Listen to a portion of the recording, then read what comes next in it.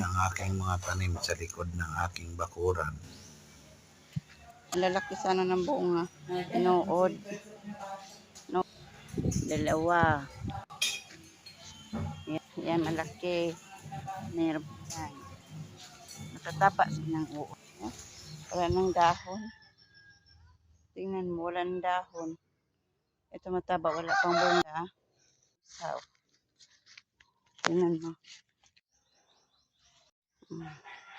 Ito yung malalaki. Kuhanin ko na nga ito kasi baka makuha pa ng iba eh. Kaya ng complete eh. Kaso lang inanungan.